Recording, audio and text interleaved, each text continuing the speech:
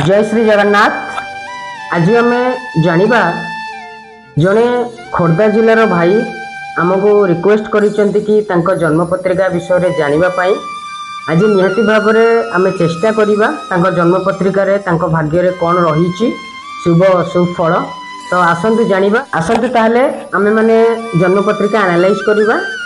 ताले सर्वप्रथम लग्न रे शनिदेव बसिचंती आपण देखि पारुथिबे लग्न कुंडली रे सर्वप्रथम शनिदेव लग्न रे बसिचंती एवं द्वितीय स्थान रे बुध ग्रह एवं मंगल ग्रह बसिचंती।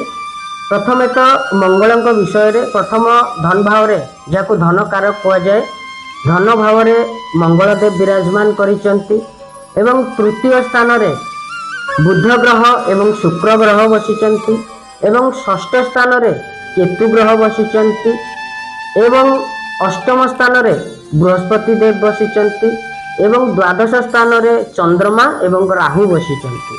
ए होउची मनुष्यर जन्मजातक।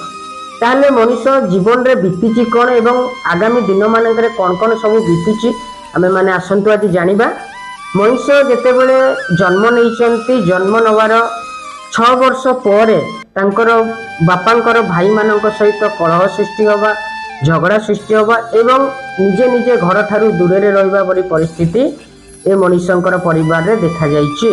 तार कारण हेउछि जेतेबेले मंगल खराब जन्मस्थान रे बसंती बा जन्म कुंडली धन भाव रे बसंती से परिप्रेक्षी रे मनुष्यर घरे अशांति सृष्टि हुए।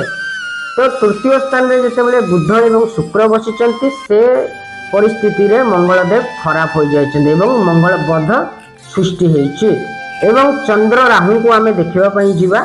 चंद्र राहु जेतेबेले द्वादश घरे बसंती मनुष्य अत्यधिक मात्रा रे खर्ची हुअंती एवं अत्यधिक मात्रा रे राग हुए चिड़चिड़ा मध्य मनुष्य हुए। मनुष्य कर्म क्षेत्र रे केबे भी सैटिस्फैक्शन मिले नाही। ए होउची मनुष्यर जन्मजातक। तो मनुष्य को जीवन रे या ही बीतीची किंतु मनुष्य प्रोफेशनल लाइफ रे बार बार काम बदलांती एवं मजबूत भाव में धन मध्य उपार्जन करती। ए मध्य तांको कुंडली रे अछि जोटा कि धनर जोग प्रचुर मात्रा रे मध्य रहिछि। ए धन तो निहाती भाव में मिलिबो किंतु परिवार रो सुख ठारू मनुष्य को वंचित हेबाकू पड़िबो। ए होउची मनुष्यर जन्मजातक।